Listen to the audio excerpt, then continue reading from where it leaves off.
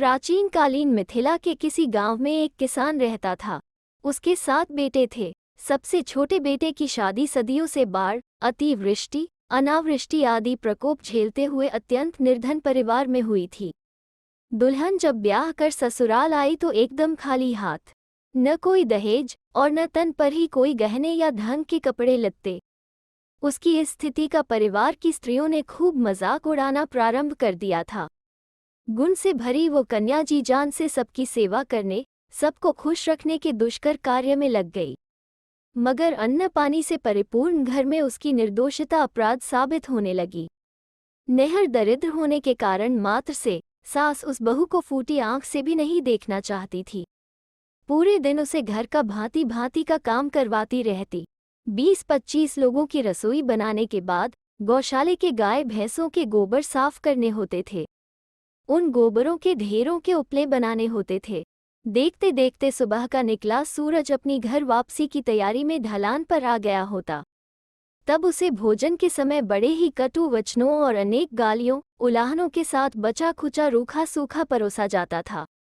ऐसी ही दिनचर्या में समय व्यतीत करते हुए छोटी बहू जब पहली बार गर्भवती हुई, तब उसे अच्छे अच्छे स्वादिष्ट भोजनों की तीव्र अभिलाषा जागृत होने लगी। भोजन बनाते समय भी सास वहीं बैठी रहती और उसे कुछ भी मनलायक खाने क्या देखने तक नहीं देती थी। जब उससे रहा नहीं गया, तब एक रात के एकांत में अपने पति से बड़ी मिन्नतें करते हुए कहा, प्रिय, मुझे खीर पूरी खाने का बहुत मन कर रहा है, आप कुछ उपाय करिए। पति को अपनी पत्नी से प्यार था ही, उसने उसकी बातें ध्यान से सुनी। उसे पूरा भरोसा दिया कि वो उसकी जरूर मदद करेगा। दूसरे दिन सुबह उठते ही उसने ओसारे पर बैठी अपनी माँ से कहा, माँ, मैं खेत पर काम करने जा रहा हूँ।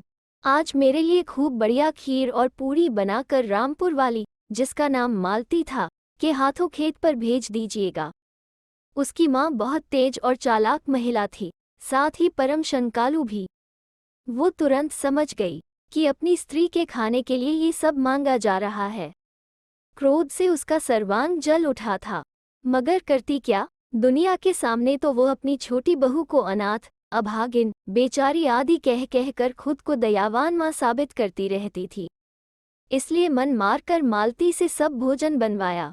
खीर पूरी तैयार होने के बाद उसने उसे एक बड़े से कटोरे में रखकर अच्छी तरह बांध दिया। उसके हाथों भोजन भेजते समय उसने मालती के जिह्वा पर कोयले से कुछ लिख दिया और चेतावनी भी दे दी कि वापस आते समय भी यह सब उसके जीभ पर लिखा रहना चाहिए, नहीं तो उसकी नाक और केश काटकर उसे उसके दरिद्र नहर में भीषण दुख पाने के लिए छोड़ दिया जाएगा। खीर पूरी को लाल कपड़े में बंधा, गठरी अपने सिर पर लिए वो अत्यंत उमंग और उल्लास के साथ खेत पर पहुंची। उसका पति उसे दूर से ही देखकर बहुत प्रसन्न लग रहा था। उसने अपना हल एक ओर हटाकर और बैलों को पानी पिलाकर एक पेड़ की छांव में बांध दिया। पास बहती नदी की धारा में हाथ मुंह धोया, फिर एक विशाल और प्राचीन पीपल वृक्ष की छांव में बैठकर बड़े अधीर होकर पोटली खोली। वाह! एक पूरी निकालकर आधी उसने खाई और आधी पत्नी की ओर बधाई। वहीं साथ में बैठी पत्नी ने बड़ी उदास होकर कहा, कैसे खाऊं? सासू माँ ने तो मेरी जीभ पर कुछ लिख दिया है, कुछ खाने से वो मिट जाएगा और जग जाहिर हो जाएगा कि यह सब प्रपंच आपने मेरे खाने के लिए ही किया था। फिर मुझे अपमानित कर नहर भेज दिया जाएगा।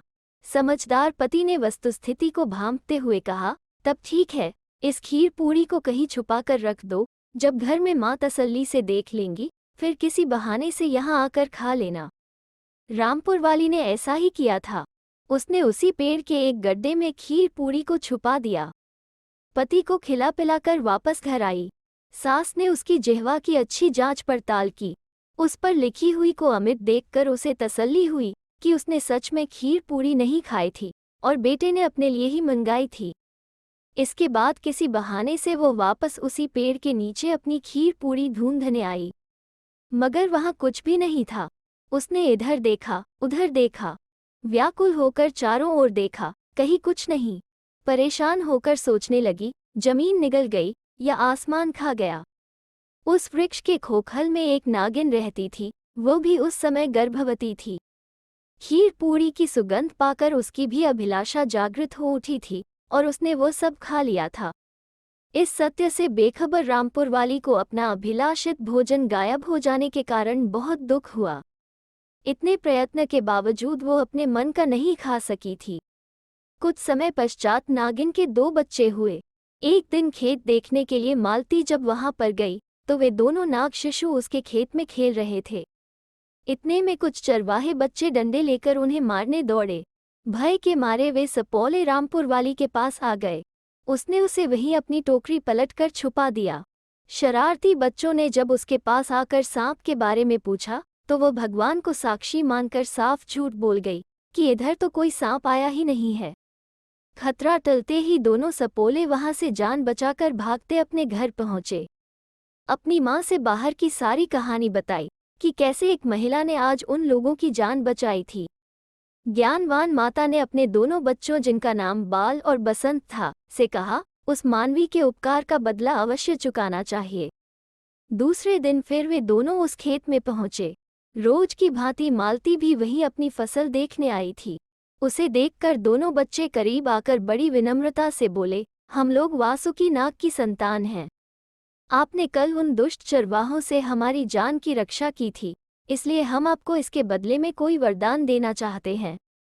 आप मांगिए। मालती को अपनी सास के कटु वचन, जिठानी, देवरानी, निंदों, टोल पड़ोस के ताने और बेइज्जती याद आने लगे। उसकी आंखें भरभरा गई। उसने अपनी रुलाई के वेग को रोकते हुए अत्यंत भरे गले से कहा, मेरे नहर से भी हमें खोज खबर लेने वाले ढेरों साज सामान के साथ आए। नहर में सुख समृद्धि बढ़े, पिता भाई की आयु बढ़े, ससुराल में हमारा सम्मान बढ़े और मेरे पति एवं होने वाले बच्चों की आयु, यश, धन धान्य आदि बढ़े। इतनी सी बात अवश्य पूरी होगी आपकी मनोकामना। ऐसा कहकर वे दोनों वहां से प्रस्थान कर गए। दूसरे दिन सूर्योदय के तुरंत बाद ही मालती के ससुराल के दरवाजे पर विविध प्रकार के सामान, कपड़े, गहने लिए 2 भाई पालकी से उतरे। सुबह सवेरे गांव का माहौल चहल पहल से भरा होता है। इतने बड़े धनवान को देख गांव भर के लोग चकित रह गए। शायद रास्ता भटक गए हों। मालती के ससुराल वालों ने मन ही मन सोचा, मगर वे दोनों 4 कहारों वाली पालकी से उसी के दालान पर उतरे थे और साथ की बैलगाड़ी से सब सामान उतारकर उनके साथ वाले दरवाजे लगे आंगन में रखने लगे। दोनों तेजस्वी बालकों ने आगे बढ़कर उन चकित बुजुर्ग लोगों को अपना परिचय देते हुए कहा, हम रामपुर से आए हैं। आपकी छोटी बहू मालती के भाई हैं। बहन मालती के ब्याह के बहुत बाद हमारा जन्म हुआ था। यहाँ से कोई संपर्क भी नहीं था, इसलिए आप लोग हमें पहचान नहीं पा रहे हैं। हम अपनी बहन को कुछ दिन के लिए अपने घर ले जाना चाह रहे हैं। आप अभी विदा कर देते तो अच्छा होता। नदी किनारे का हमारा गांव है। रात में हम जा नहीं सकेंगे।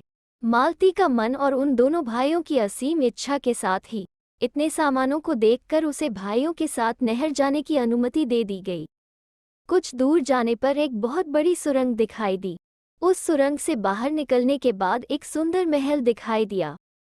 अत्यंत वैभव और दास दासियों से परिपूर्ण उस राजमहल के बड़े कक्ष में 2 ऊंचे सिंहासन पर मनुष्य का रूप धारण किए वासुकी नाग और उनकी रानी साथ साथ बैठे हुए थे। वहां उपस्थित राज परिवार, दास दासियां, सैनिक, अमात्य आदि सबने मिलकर उसका राजकुमारी की तरह सत्कार किया।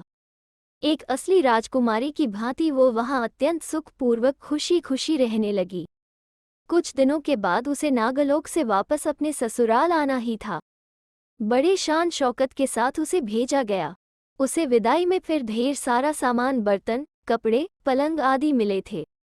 इधर उसके ससुराल में तो उसी दिन से सबके विचार बदल गए थे। जिस दिन उसके दोनों धनी भाई उसे लेने आए थे, मन ही मन वे लोग अपने व्यवहार के कारण लज्जित भी महसूस करने लगे थे।